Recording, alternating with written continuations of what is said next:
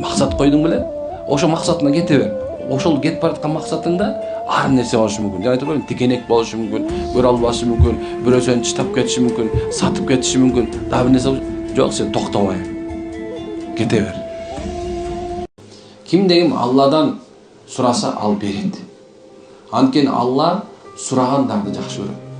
Алла Таала сурагыла, биз беребиз деген. Жана Алла силер сураганыңарды берип, силерди курсант кылабыз. Эгерде силерге бул дүйнөдө бербеген болсок, албетте ахиретте жакшылык менен кайтарып беребиз деген.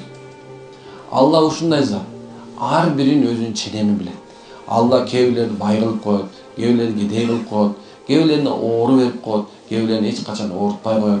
Алла да кээ бирлерин бирөөнө 100 жыл өмүр берет, бирөөнө 60 жыл өмүр берет, бирөөнү төрөлтүп өлтүрүп коет, бирөөнү эненче түйүлдүк кылып жок кылып коет.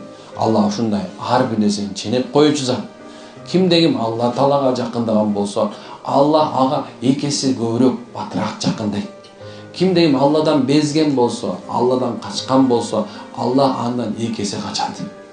Алла ушундай зат. Биз ага кандай мамиле кылсак, Алла бизге ушундай мамиле кылат. Кимде ким жакшылыкка жеткиси келген болсо, Аллага жакындасын. Кимде ким Алладан бу дүйнөдөгү ахиреттеги жакшылыктан алыстагысы келсе, аны Алладан алыстасын. Алла ушундай зат. Сиз менен бизди жакшы көрөт. Бирок жөн эле жакшы көрбөйт. Алла бизди сүйөт. Кантип сүйөт десе, кандай эле сиз биздин ата-энебиз бизди кандай мээрим төккөн болсо, же болбосо ушунча бул дүйнөдө эң жакшы мээрим канча болсо дагы, ошондон 99 эсе Аллах да бизди жакшы көрөт. Алла 99 эсе мээримдүү. Алла бизди жакшы көргөн белгиси ушул болду. Бизди түбөлүктүү азапта калып калбаш үчүн пайгамбарлар жөнөттү.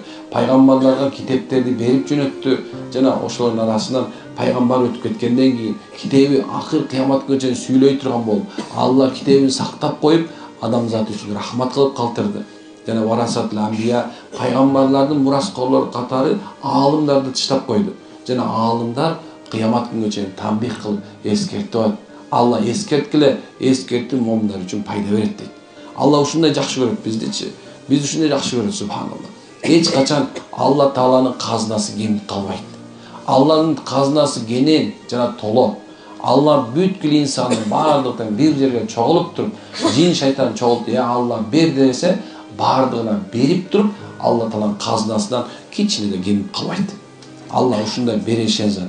Алла ушундай берешен, анын берешендигине